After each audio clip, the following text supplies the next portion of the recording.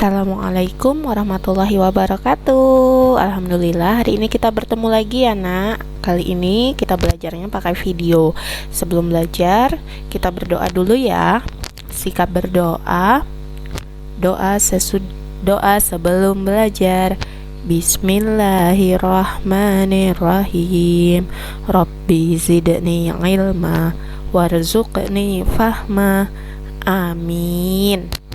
Nah, hari ini kita sudah memasuki tema 7 subtema 2. Tapi hari ini kita akan mempelajari tentang keragaman jenis pakaian.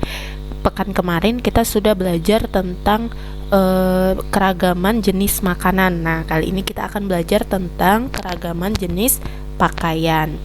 Pakaian itu bahasa lainnya adalah sandang. Ya, jadi kalau kemarin makanan bahasa lainnya adalah pangan, maka kalau pakaian adalah sandang. Jadi saat kalian mendengar kata sandang, itu artinya adalah pakaian.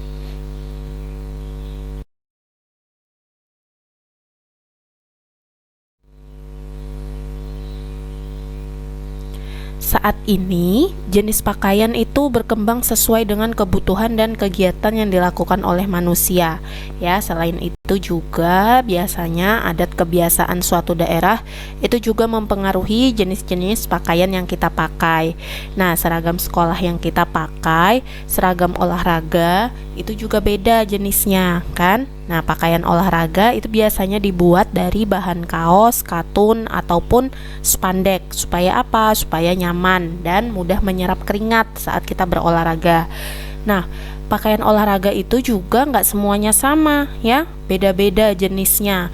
Misalnya nih, baju atau pakaian yang dipakai untuk bermain futsal itu tentu beda dengan pakaian yang kita pakai untuk berenang. Ya, jadi pakaian futsal itu bahannya biasanya berbeda dengan pakaian renang. Kemudian pakaian saat di rumah itu juga berbeda-beda, macam-macam jenisnya. Ada yang baju rumah, ada yang baju tidur.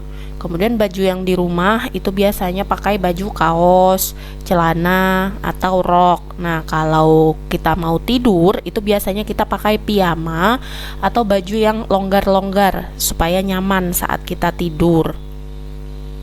Beda lagi kalau pakaiannya itu mau kita pakai untuk pergi bareng keluarga atau mau pergi waktu ada acara. Misalnya nih, kita mau pergi sama keluarga, kita pakai pakaian yang casual dari bahan katun, jeans, atau kaos. Nah, kalau misalnya kita mau pergi ke undangan pernikahan nih misalnya, nah itu biasanya kita pakai bahan dari kain tradisional, misalnya batik ya. Kemudian ada yang pakai bahan dari sutra atau bahan dari brokat. Jadi pakaian itu ditentukan dari jenis kegiatannya ya, berbeda-beda. Saat mau tidur nggak mungkin kita pakai ke undangan, saat ke renang nggak mungkin kita pakai baju sekolah misalnya ya.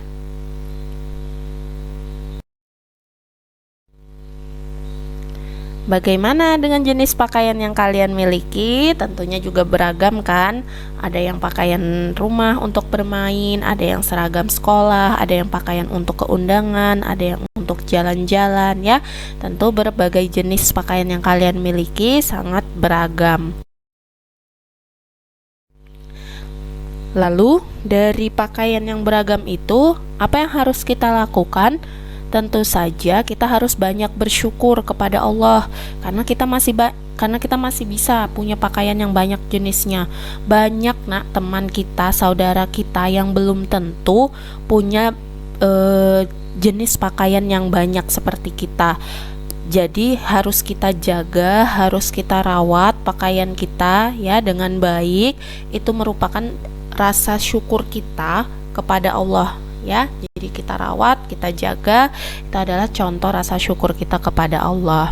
Kalau bajunya nih udah kebanyakan, udah nggak muat, daripada mubazir, lebih baik diberikan kepada orang yang lebih membutuhkan. Tapi ingat, yang diberikan adalah pakaian yang masih layak pakai. Jangan pakaian yang sudah robek-robek itu diberikan ke orang lain. Kalau udah robek-robek lebih baik dibuang saja, tidak usah diberikan ke orang lain ya.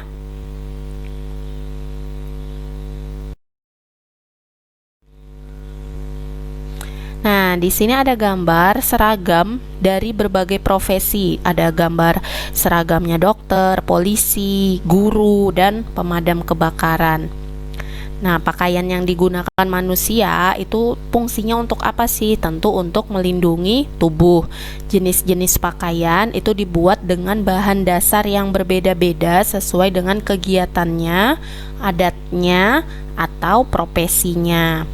Suatu profesi itu biasanya dikenali dari pakaiannya, ya kan? Contohnya petani, pilot, pemadam kebakaran, tentara, dokter, pengusaha, dan guru. Misalnya kalian lihat orang pakai baju coklat-coklat, tentu yang di pikiran kalian, oh ini berarti Pak Polisi, Ibu Polisi. Kemudian lihat orang memakai jas putih, berarti ini dokter, ya, seperti itu. Jadi kita bisa mengenali orang, mengenali profesi dari seragamnya atau dari pakaiannya. Nah, mari kita kenali lebih jauh tentang pakaian profesi. Yang pertama, tentara. Seragam tentara itu kan loreng-loreng warna hijau. Nah, fungsinya untuk apa? Untuk mereka melakukan penyamaran dari musuh supaya tidak kelihatan, karena mereka kan biasanya lebih banyak di hutan, ya. Jadi itu sebagai penyamaran mereka. Kemudian dokter berseragam putih itu untuk menghindari kontaminasi virus, kuman, dan bakteri yang bisa saja nempel di baju mereka. Pemadam kebakaran dibuat seragamnya itu dibuat anti api, dan berwarna oranye supaya mudah terlihat saat mereka memadamkan api. Biasanya kan kalau saat memadamkan api asapnya tebal tuh, nggak kelihatan. Nah, makanya kenapa dibikin warna oranye supaya mudah terlihat.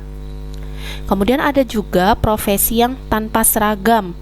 Contohnya adalah pedagang, petani, nelayan, kuli bangunan, ya, itu tanpa seragam, dan masih banyak yang lainnya. Jadi setiap profesi itu memiliki seragamnya masing-masing, tapi ada juga ternyata profesi yang tanpa seragam.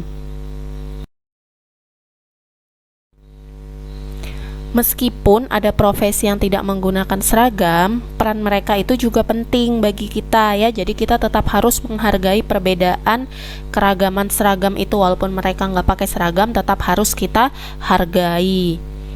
Nah, jadi bila semua profesi itu dikerjakan dengan baik, tentu akan saling melengkapi dan kebutuhan kita akan terpenuhi. Jadi walaupun tadi pedagang, petani, nelayan, kuli bangunan itu tidak pakai seragam, tapi tetap harus kita hargai karena mereka itu berperan penting untuk kita. Bayangkan kalau mereka tidak ada, ya, kita nggak bisa makan ikan, kita nggak bisa makan nasi karena nggak ada petaninya. Kemudian kita nggak bisa bikin rumah karena tidak ada kuli bangunannya, ya. Jadi setiap orang itu akan memiliki cita-cita atau profesi ketika dewasa nanti. Kalian juga pastinya, ya, akan memiliki cita-cita saat nanti kalian dewasa. Nah, kita harus bangga dan menghargai profesi setiap orang. Nggak perlu malu untuk yang profesinya dengan penghasilan rendah. Begitupun sebaliknya, nggak boleh sombong kalau yang profesinya penghasilannya tinggi. Tetaplah bekerja, berperan, dan bermanfaat bagi sesama karena Allah. Jadi nggak usah malu, ya. Allah berfirman dalam Quran surah Al-Isra ayat 7, "Jika kamu berbuat baik bagi dirimu sendiri dan jika kamu berbuat jahat, maka kejahatan itu bagi dirimu sendiri. Dan apabila datang saat hukuman bagi kejahatan yang kedua, kami datangkan orang-orang lain untuk menyuramkan muka-muka kamu dan mereka masuk ke dalam masjid sebagaimana musuh-musuhmu memasukinya pada kali pertama dan untuk membinasakan sehabis-habisnya apa saja yang mereka kuasai." Jadi kalau kita berbuat baik itu untuk kita sendiri, kalau kita berbuat jahat itu juga untuk kita sendiri. Tinggal kita pilih yang mau untuk kita yang mana, yang baik atau yang jahat. Tugas hari ini. Nah, silahkan klik link yang Ustazah berikan di Classroom, ya. Kemudian kerjakan tugasnya sesuai perintah. Jadi silahkan setelah ini kalian klik link yang Ustazah berikan, kemudian dipilih, ya, sesuai perintahnya.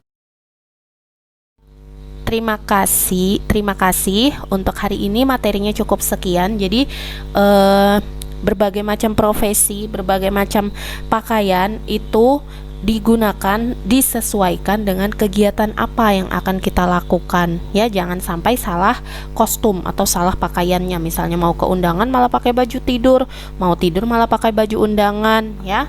Jadi disesuaikan semuanya, dan ingat, dirawat dan dijaga pakaiannya sebagai bentuk rasa syukur kita kepada Allah. Yang sudah tidak dipakai silakan diberikan kepada orang lain, tapi yang masih bagus, jangan yang sudah robek-robek ya. Oke, cukup sekian dari Ustazah. Sebelumnya kita tutup dengan doa dulu ya. Doa sesudah belajar. Alhamdulillahirabbil alamin. Segala puji bagi Allah Rabb semesta alam. Assalamualaikum warahmatullahi wabarakatuh. Jangan lupa tugasnya dikerjakan ya.